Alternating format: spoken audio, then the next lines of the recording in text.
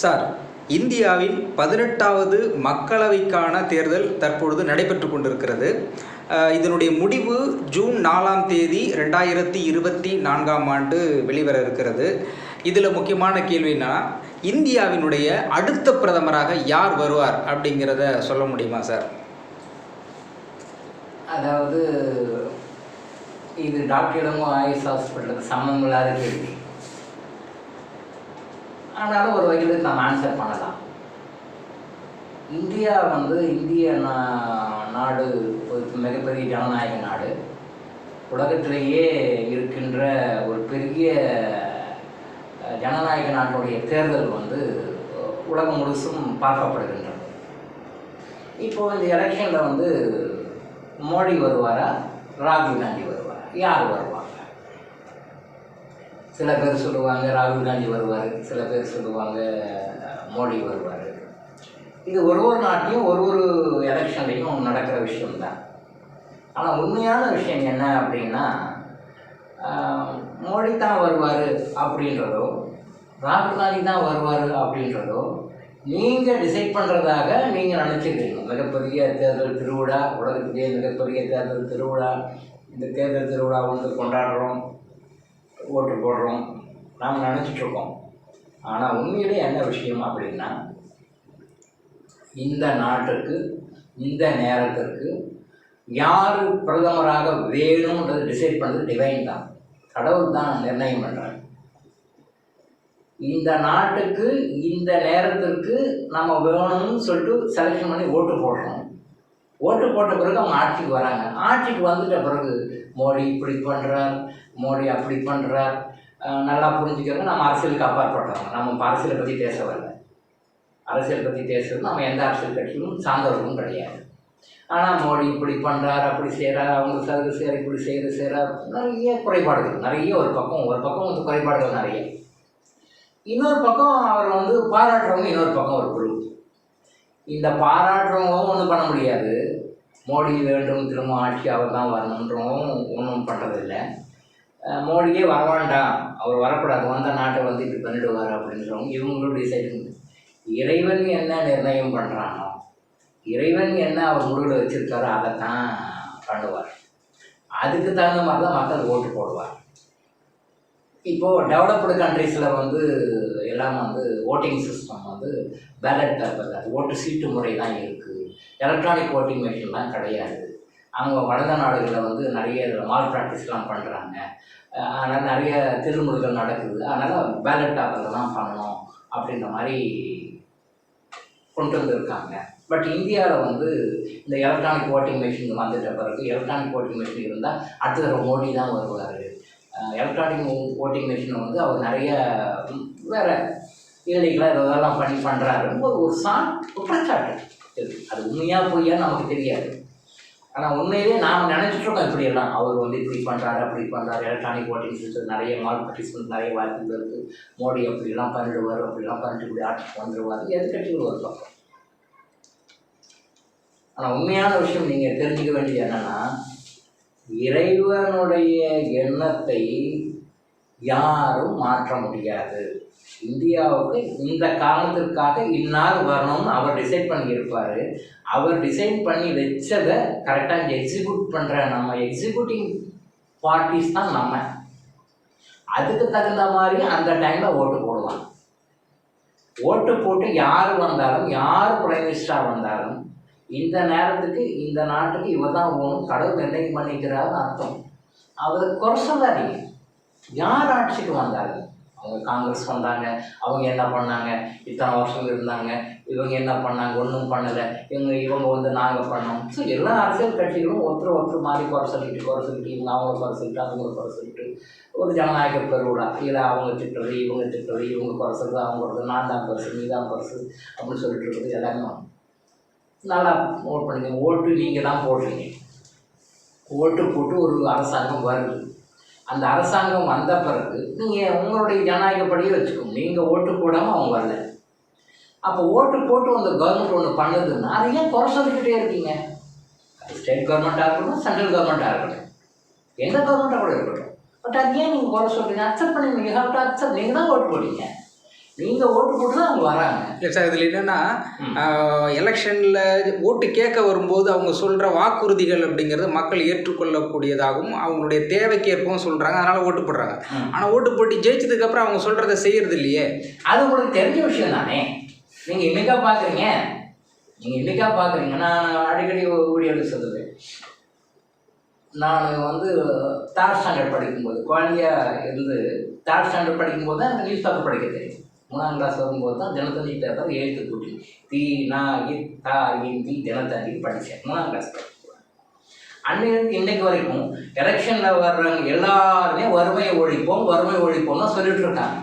State கவர்மெண்ட்டும் சரி, central கவர்மெண்ட்டும் சரி. எனக்கு தெரிஞ்சு இத்தனை வருஷத்தில் நிறைய எலெக்ஷன் பார்த்துருக்கோம். ஒரு எலெக்ஷனுக்கும் நாங்கள் வறுமையை ஒழிப்போம்.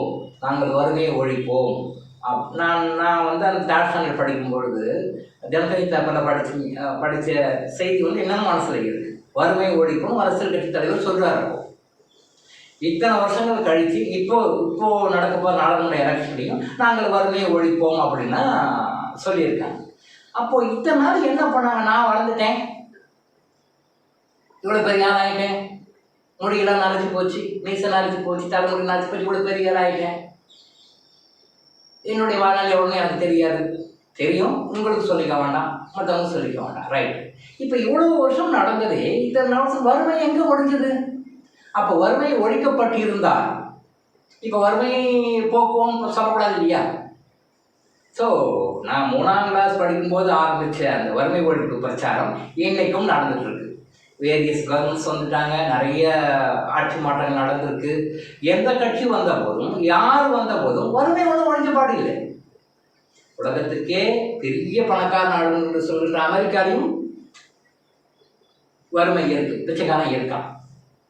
மிக வளர்ந்த நாடுகள் அப்படின்னு சொல்கிற டெவலப்டு கண்ட்ரீஸ்லையும் பிச்சைக்காரன் இருக்கான். அதே வறுமையான நாடுகள், ரொம்ப கஷ்டப்படுகிற நாடுகள், அண்டர் டெவலப்டு கண்ட்ரீஸ், இந்த அண்டர் டெவலப்டு கண்ட்ரீஸ்லையும் பணக்காரன் இருக்கான். நல்லா புரிஞ்சுக்கோங்க, டெவலப்டு கண்ட்ரீஸ்லையும் பிச்சைக்காரன் இருக்கான், அண்டர் டெவலப்டு கண்ட்ரீஸ்லையும் பணக்காரன் இருக்கான். கஷ்டம்னா என்னன்னு தெரியாத இருக்கான். அப்போ வறுமை எங்கே ஒழிச்சாங்க இவங்க? ஒழிக்க முடியாது. இந்த பூமி அழியிற வரைக்கும் வறுமையை ஒழிக்க முடியாது. அதே மாதிரி இறைவனுடைய சட்டத்திட்டங்கள் என்னவோ அதுபடி தான் நடக்கும். அந்த நேரத்துக்கு அந்த டைமுக்கு யார் வரணுமோ இறைவன் தான் செலக்ஷன் பண்ணி அனுப்புகிறாங்க.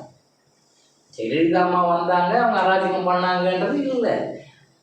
ஜெயலலிதா கர்நாடகி வந்தார், நல்லது பண்ணாருன்றது கிடையாது. மோடி வந்தார், அவர் அராஜகம் பண்ணாருன்னு கிடையாது. காங்கிரஸ் கவர்மெண்ட் நல்லா பண்ணாங்கன்னு கிடையாது. இதெல்லாம் நாம நினச்சிக்கிறோம்.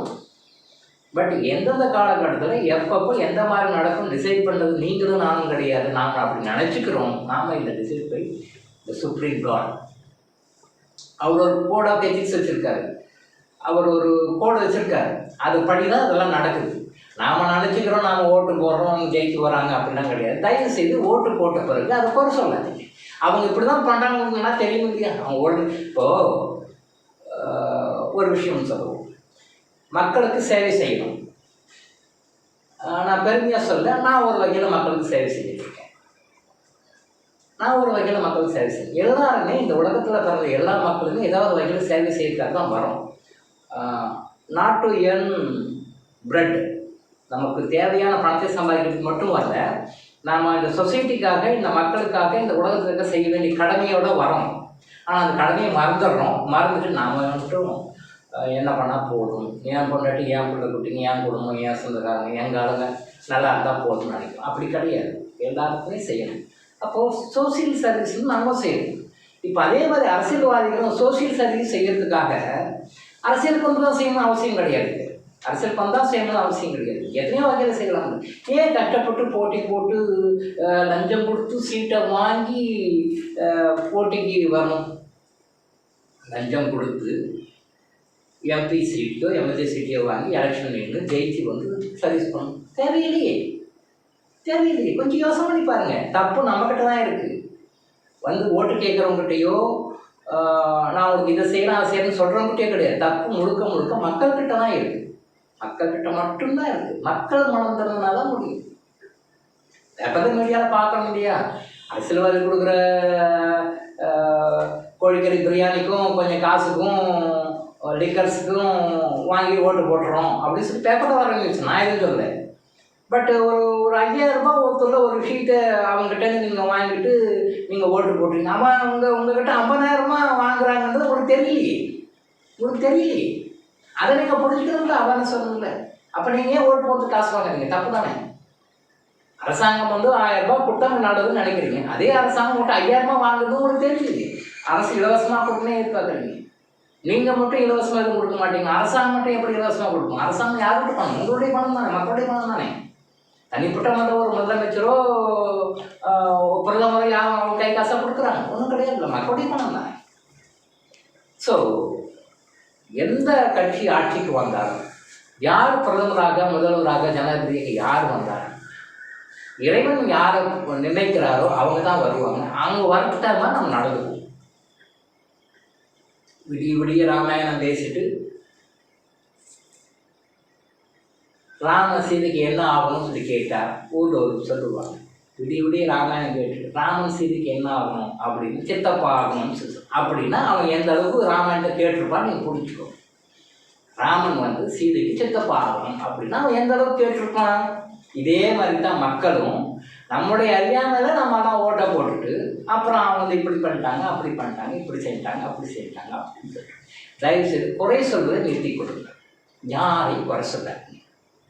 அவங்க குறை சொல்லி அதனால் உங்களுக்கு எதாவது நடக்க போகணும்னு ஒன்றுமே கிடையாது. குறை சொல்வதன் மூலமாக மேலும் மேலும் அந்த குறைகளை நம்ம அதிகப்படுத்தி கொண்டிருக்கிறோம். இதை பற்றி பின்னாடி நம்ம அடுத்த வீடியோவில் பார்ப்போம். இப்போதைக்கு நீங்கள் என்ன செய்ய வேண்டியது, யார் ஆட்சிக்கு வந்தாங்க குறை சொல்லாது. இப்படி தான் பண்ணிட்டாங்க, அப்படி தான். அவங்க அப்படி செய்யறதுக்கு முழுக்க அடிப்படை காரணம் நாம் மட்டுமே. நம்மளை தவிர அது யாருமே காரணம் கிடையாது. நம்ம போடுற ஓட்டுகள் தான் நம்ம எடுக்க வேண்டியது தான்.